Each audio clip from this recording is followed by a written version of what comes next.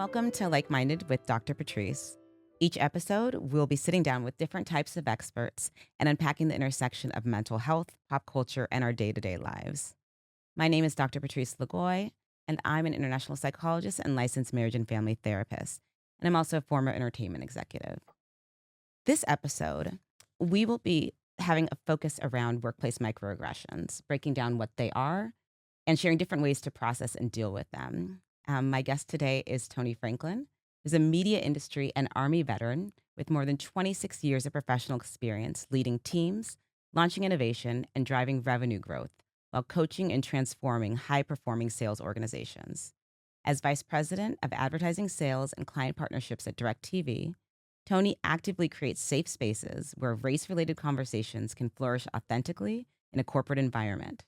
He distributes Tony's Tidbits, a daily inspirational email viewed by over 5,000 people nationwide, and currently hosts a game-changing corporate race relations podcast called A Black Executive Perspective, which I can confirm is fantastic.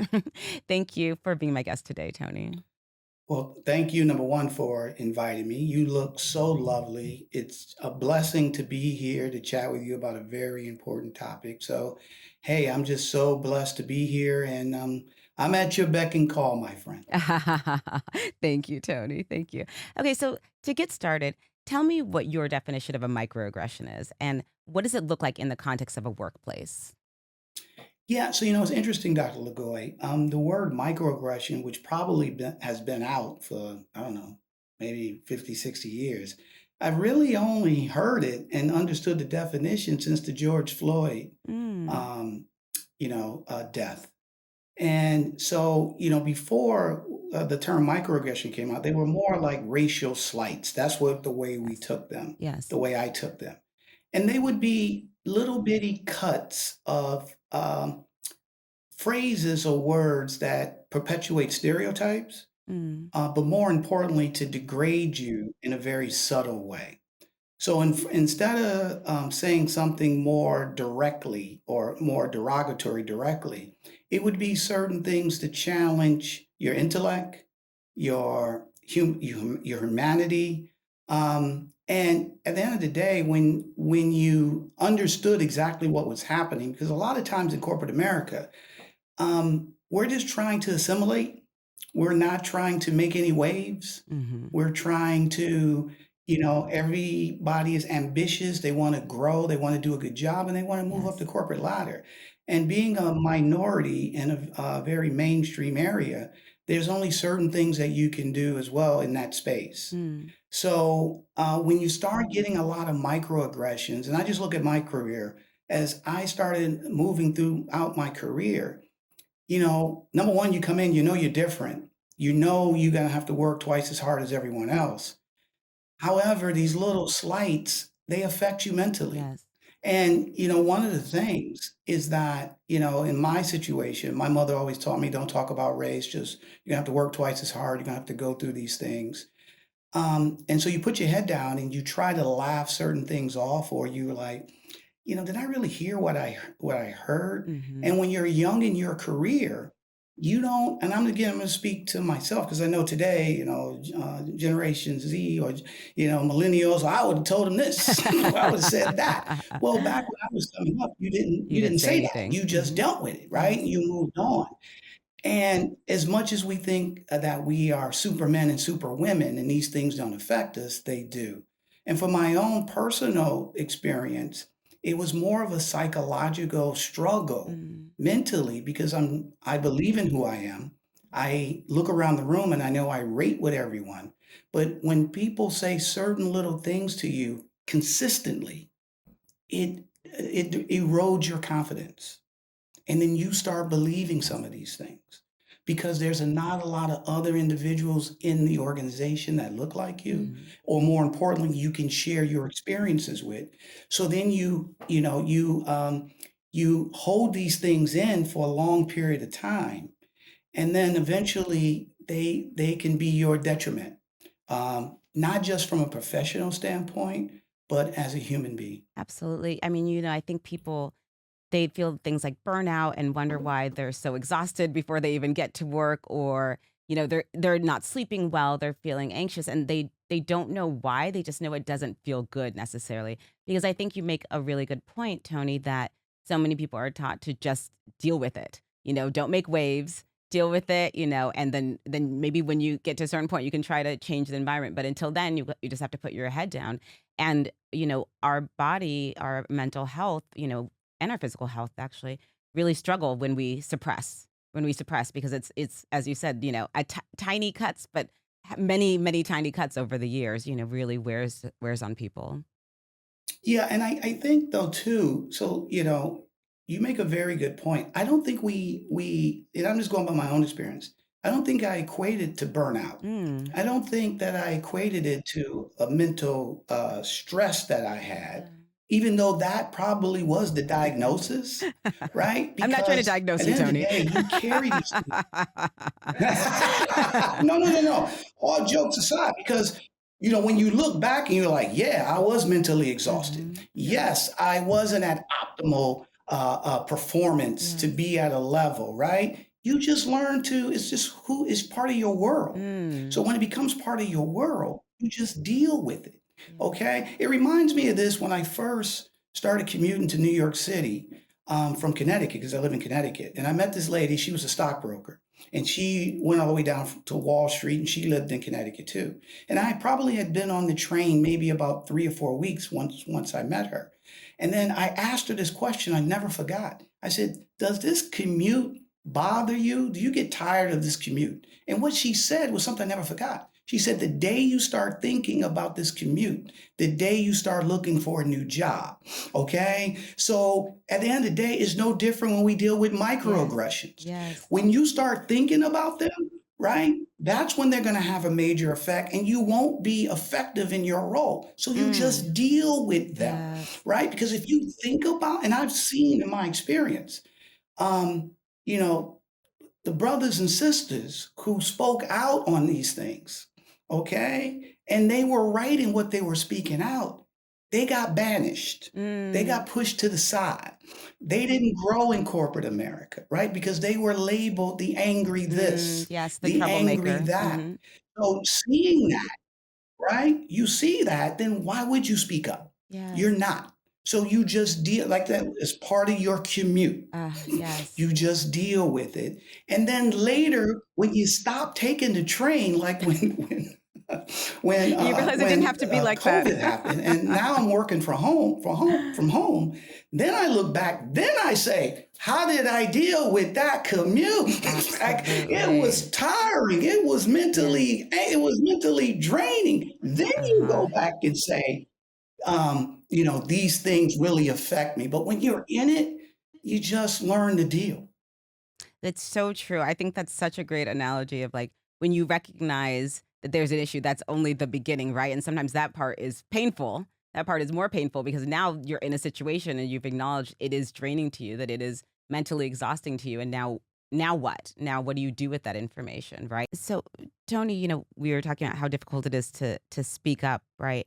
And part of that is because when you see people speaking up, you see them, you know, not being able to move up the ranks, they disappear. They're punished, right? You're punished for acknowledging that there's an issue.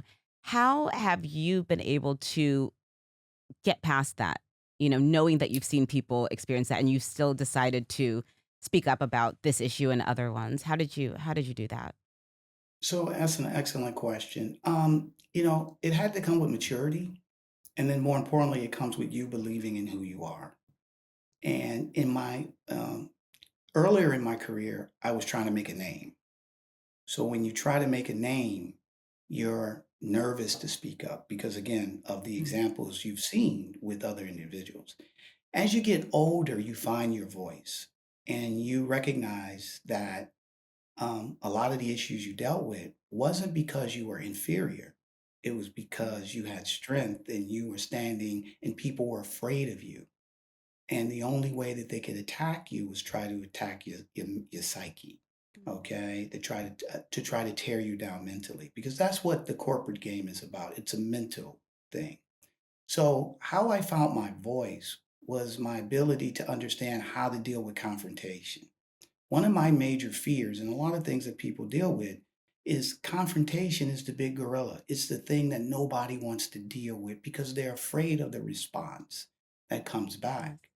And one of the most powerful things that we have as human beings is our mind and the way that we can position things in terms of communication to get your point across and still not come across as threatening or, Mhm. putting somebody on the defense, but just making them aware that you know what's going on. So Yes. it took me a while to figure that out. But then once I did, I would take these certain things and I would um, have direct conversations, but not in a negative light, but just, hey, can we have a cup of coffee? And, I call it the sandwich technique, right? Hey, I know we're all on the same team and everybody's working hard. And then that's the positive, then the message in the middle. But Mhm. earlier today, you said something and you probably didn't mean it, but I just want to bring it to your attention because it kind of stepped on my toes, blah, blah, blah. So Yes. once you say that, then basically people, oh, 9 times, I did for real. I'm so sorry. Mm. And once you're able to Mhm. do it, say, "Hey, stuff happens," you give everybody the benefit of the doubt. And once you do that, a lot of times those things from that individual goes away. So I had to Yeah. learn how to diplomatically communicate and handle these things directly instead of, trying to expect that they would go away on their own.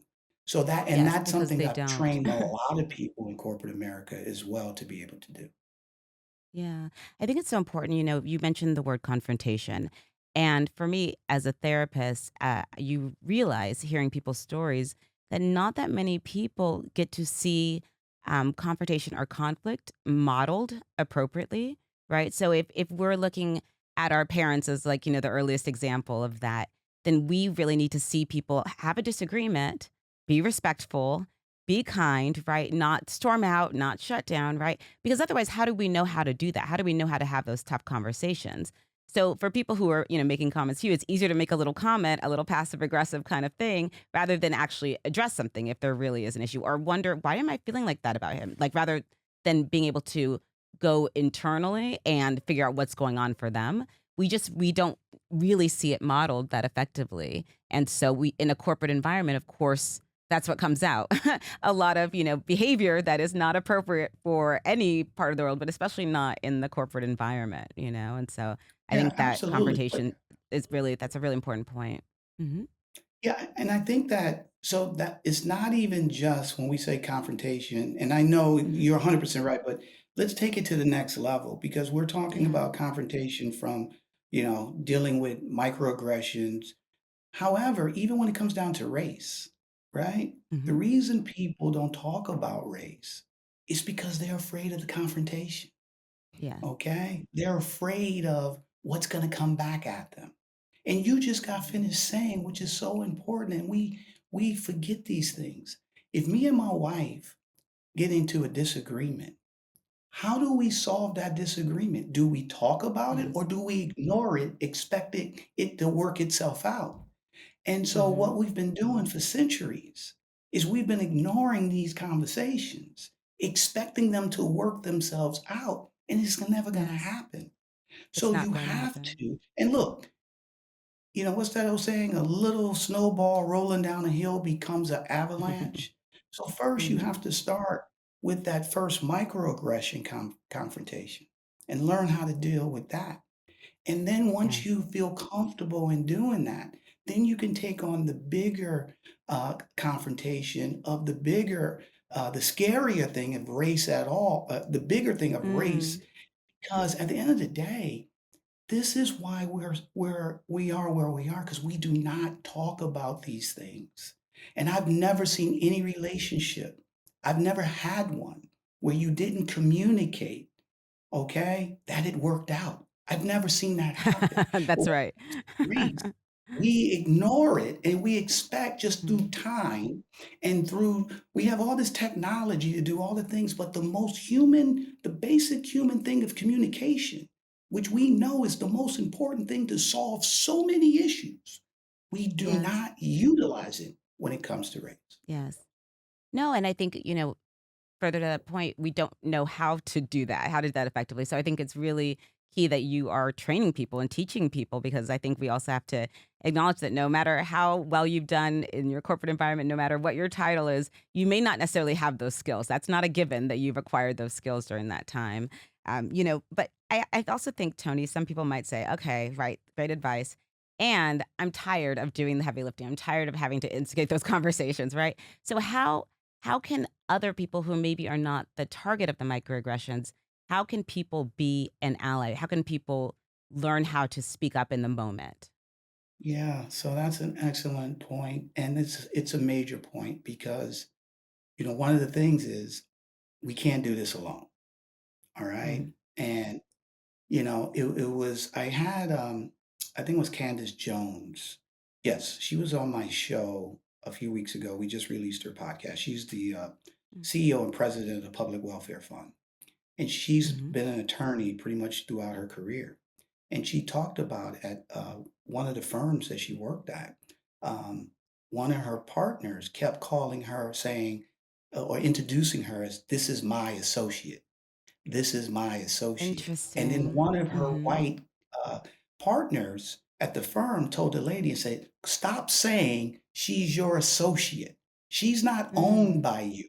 When you introduce her as your colleague, right?" Mhm, And so that was yes. important for Candace to have somebody else Mm, speak up on her yes, behalf and deal with yes. it directly, right? But the only way that's going to happen is the ally has to have their eyes open as well, okay? And they have to be Good point. sensitive to these things Mhm, because if mhm. they're not, it'll go right. And we've all experienced this. It'll go right past them. And then when you bring it up, they'll say, "Well, what are you talking about? I don't I didn't remember see that, or I didn't hear that. that," right? So it's really more Yeah. about trying to educate our allies, right? Because we're Mhm, not going to make changes with just black and brown people, trying to, push this boulder up the hill.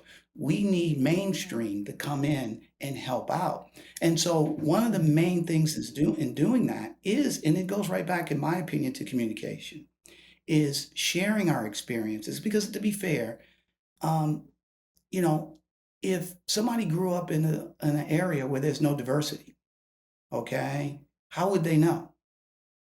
They wouldn't, because to be fair, a lot of the things that we deal with doesn't affect them. So we have to educate them on how to. Probably the best example is my wife. My wife is white, okay? She mhm, grew up in a small town outside of Boston. There was one black family in the whole town. All right. And obviously, before we started dating, her boyfriends were white and stuff to that nature. Okay. So before she started dating me, she didn't know anything about what people of color go through. Why? Because it didn't affect mm, her.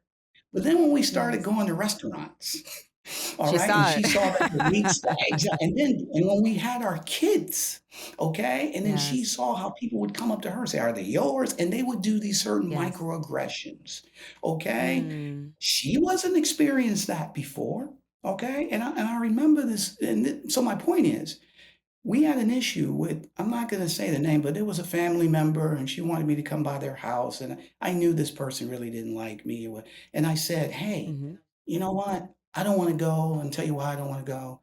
And she said, "No, she loves you." And I said, "She can't stand me." Right? And I knew it was a racial issue. Yes. Okay? I knew that flat out. Okay? Here's the point. I eventually, relented and I went up maybe a couple weeks later. I didn't say nothing. When we came back, you know what she said to me? "I'm sorry. Mm. You were right. I Oh, saw it. wow. Wow. I saw it. I didn't see it before." Mhm. Right? Yeah. That's what we need allies to see my point? Yes. Because if they can't Yes. see Great it, point. we can be screaming till the cows come in and it won't make a difference. So we have to Yes. educate Yes. them. And how do our allies get educated? Is they got to be uncomfortable by going in spaces where they're the minority, okay? Mhm. Where they're the only one, right? Because that's the only we can tell stories all day long. Let's be fair. I can tell my wife, and when she was my girl, I had to tell a million stories. But until you experience it, Mm. until you see That's it, it right. means nothing.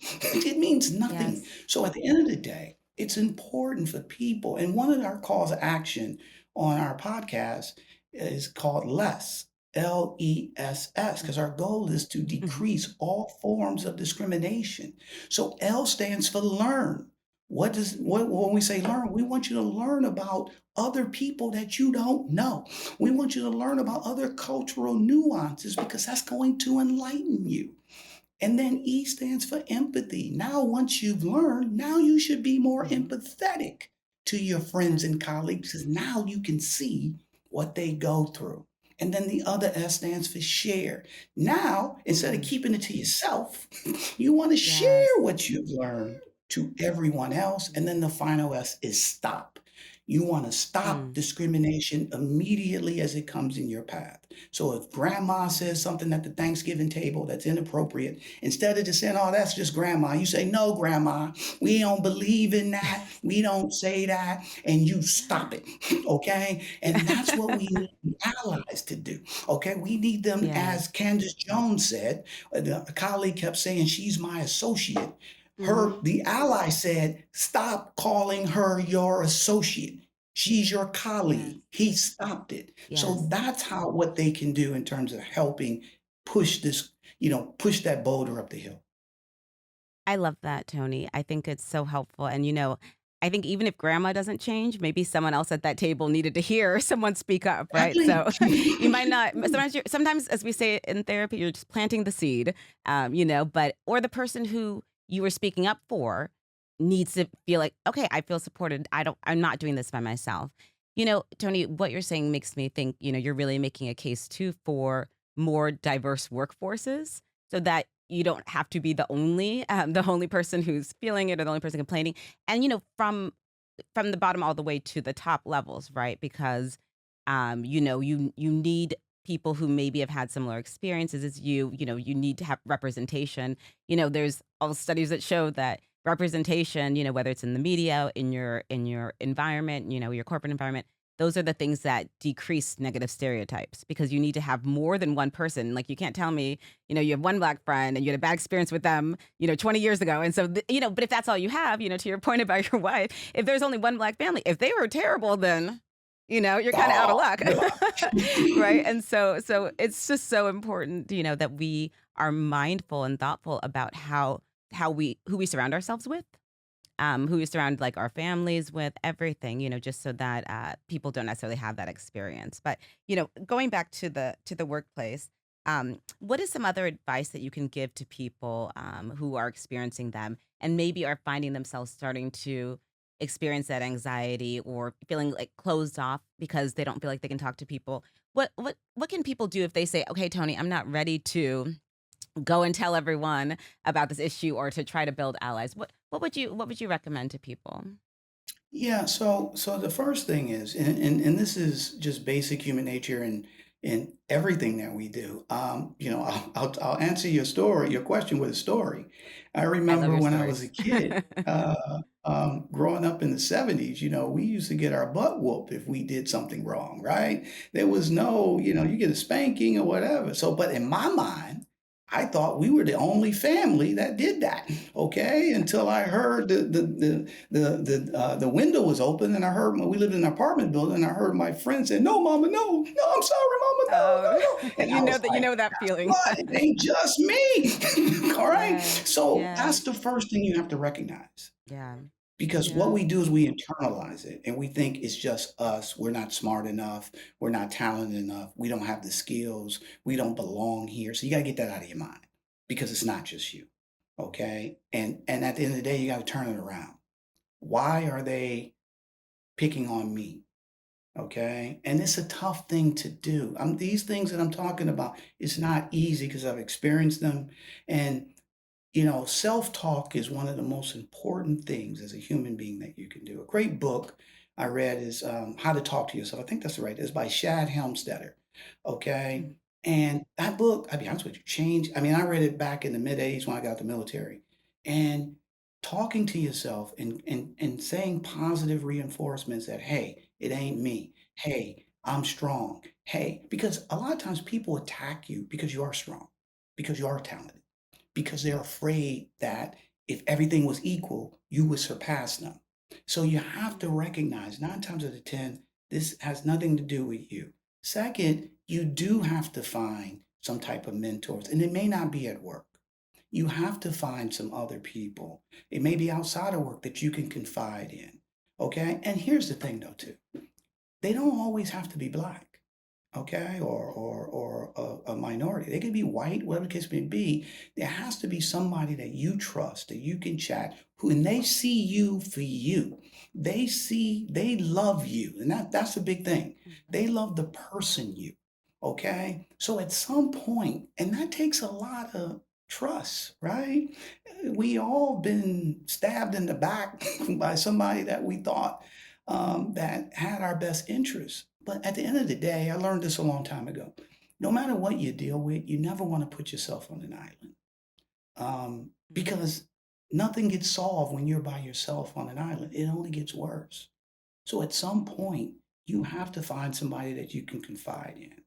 And then number three, which I think is something we have to face. You got to communicate. You have to speak out. Yeah. And you have to find your voice in little bitty things. Okay. So you may be afraid to talk about this big situation, but just maybe saying, hey, listen, can I just chat with you? Can we have a cup of coffee? One of the things that's important is building relationships with people. Okay. And because at the end of the day, I wouldn't be where I am today, Dr. Lagoy, if I didn't build relationships with other individuals that didn't look like me, and I found out that they thought that some of the things that I thought, and some of those people told me how smart I was. Some of those people told me that I could be anything. So you have to at some point extend an olive branch and reach out. Mm. And then the final thing, if you're not getting love there, if it ain't a fertile ground for you to grow, if it's not a place that from a mental health standpoint that you don't feel good and it's just too much anguish and using what you said earlier, you're exhausted, then it's probably time to move on and find something else. And that's where that confidence of you is so important because once you get that, you recognize you love yourself so much that you're not going to stay in a space that doesn't love you back. And then there's a lot of other spaces that will be happy to have you because of who you Yeah. are and the talent you have and the confidence. So those are some of the That things you that I can would create a love. space, as And you well. You can can create a space that is exactly, for you. exactly. Tony, when you're talking about self-talk, I think that's so important.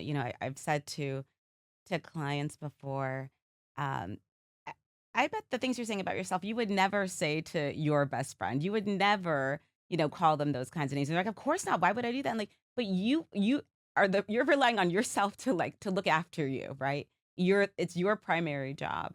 And if that's what you are taking in, and that's what your mind you will start to believe it, right? And so the self-talk, is so important just to take a second, and take a step back and like, wait, why am I thinking about myself that way? What's going on? Where's this coming from? Okay, this doesn't belong to me. This is so and so's problem. I don't need to take that on, right? And I think that sometimes just taking a beat, and I will say that in the corporate environment, sometimes it's hard to find that moment to take the beat because you might be in survival mode, right? And you might not have time or feel like you have the emotional energy to question why you're feeling like that, right? And so learning how to Mhm. do that, to take a second just to check in with ourselves, when these experiences happen, I think is so vital to protecting ourselves, and figuring out, okay, now what? What do we do now moving forward? Yeah, Dr. Gore, can I add on to that too? Because you just made an Yes, excellent please. point. And one of the main things that's really helped me is the ability to reflect. Mm, Okay. You have to be able to reflect and look back. And when you reflect, it's amazing. You don't see all negative. mm, You see a lot of positives, mm, right? Because what happens is that we're emotional creatures. And in the moment, even when things are great, we think they're better than what they are. And then when things are bad, we think they're wor we think they're worse. they're horrible, right? And at the end of the day, when you sit back and that reflection could be when you're in your element. If you like to work out, if you like to walk, or you like to read a book, you know, we put so much stock, it was so much of stock of our identity is based on work, and that's not who Yes, we are. Okay? It's just absolutely. not. It's part of what we do. Okay? And so we got to start getting back to the center of who we are, Mhm. right? And that great day at work doesn't make you no better than anybody else, and that bad day at work doesn't make you any less than anybody else. Yeah. Okay? So we have to we're so much, I remember I had a life coach and she told me this long. She said, "Tony, so many people have their life caught up in their job, in their title. They're not Tony Mhm. Franklin. I'm a VP, a client service, or whatever the case may Yes. be, right? And then when they lose Yes. that, when not they get fired or Yes. they leave or get laid off, they're devastated because their Yes. identity is all based on that. And you gotta Yes. get out of that, right? And I'm not saying these things are easy to do. Don't get me wrong, because guess what? I was part of that as well, just to be fair, right? Mhm. So I'm no different. I was part of that. But that's where the reflection comes in. That's when you take a Yes. step back Yes. and you just let it say, wow, you know what? Oh, wow. Oh, you know what? I said that. I got to watch what I say. Oh, you know what? Yeah. When Dr. Yeah. Lagoy said that, she was really on my side. I need to reach out to Mm. her and chat and have more of a Interesting. conversation. You see what I'm saying? So we Yes. miss so many opportunities that can Mhm. change the things or change our mindset because we don't take a step back and just Yes. absorb it all, the good, the bad, and the ugly. Yeah. I think you made a couple of really important points, Tony. I think that connecting your identity and your worth in your title is something that we've all been guilty of, especially because, I think we might have been raised in the same family as like, you keep your head down, you work hard, you achieve. This isn't what Exactly. achievement looks like, a stable job, a good title, and you stay there. No matter what, you stay there. Mhm. And I think that we do realize that. I will tell you, just as an aside, when I left my entertainment industry job to go back to school, it was so humbling to be a student after, and that's what made me realize how much I'd connected who I am to this job that I had that was really fun. I got to travel the world, and that's what I led with. And now I'm like, I'm in my 30s. I'm a student, and people are like, okay. And I had to. That was a good lesson for me, right? Because I don't think that I would have been able to articulate that to someone until I actually experienced that. So I really connected with what you said. And the other thing was when you were talking about reflecting. And you alluded to this earlier, but I think being able to reflect and being able to have your experience validated is so important. So when Mhm. you're talking about confiding in someone who is safe to you, then you get someone to validate and say, like, okay, you're not crazy, you're not losing it. That is real. That is real. That is real that you're experiencing it. It is also real that that is not true to who you are, right? And you need that. Sometimes that's such a large part of the healing is just being validated. So I really appreciate you bringing up those points. Absolutely. And look, we all want to make sure that we're not crazy. And I use that word loosely, Yes, because, I do too you as a know, as a therapist, you but know what I'm yes. saying, right? But, I do. that's the first thing you think, "Is this me? Is it only me?" And Yeah. it's not. Mhm, And it took me a while mhm, to understand that. And then once you understand it, you can navigate it a lot better. mhm. Absolutely, absolutely.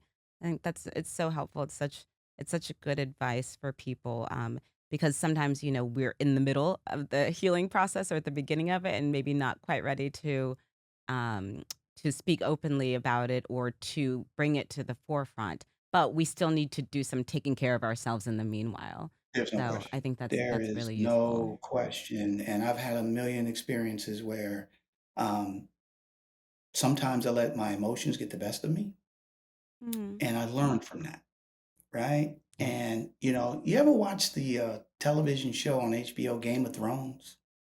Mhm. Okay. That's corporate Are you America. comparing your are you comparing yourself to a Game of Thrones character? No, no, no. I'm comparing corporate America to Game of Thrones, right? There's always gonna be a Cersei. There's always gonna be a little fella finger. There's always Mm, those ain't just made up characters. That's real. that's so And funny. so you have to learn how to navigate and deal with Mm, those issues. because 9 times out of 10 people run away because they don't like Mhm. Tommy, or they don't like Julie, or they don't like Sam. And then when they go to another company, they're gonna find There's that, another Julie Jennifer and is Sam. no different. It's just a different name. It's a different name. Yeah. So you have to Mm. understand. Yeah.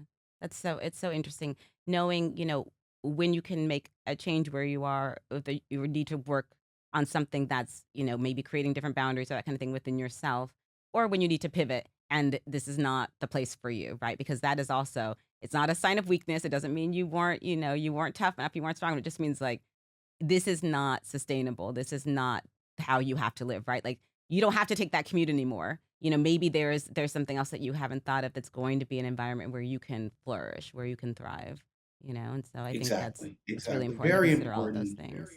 Exactly. Yeah. Okay. Well, it has been so wonderful to have you on, Tony. If people want to hear more about all the amazing things that you're doing, how can people find out about that? Well, definitely check us out at the Black Executive Perspective podcast. So our social handle is at a Black Exec. We're on all the different social channels. You can come to our website at ablackexec.com. And then obviously we're on YouTube, and we're on all the Mhm. different podcast platforms. Definitely come and listen, learn, be a part of the conversation, be a part of the solution. My lovely host here has been on our show a couple of times, so definitely listen to her episodes about Fantastic show. colorism and mental health. She was fantastic. Definitely going to have her Thank you. back on. I just had somebody Can't wait. talked to me about, they were like, "Oh, Dr. LaGoy, she was awesome."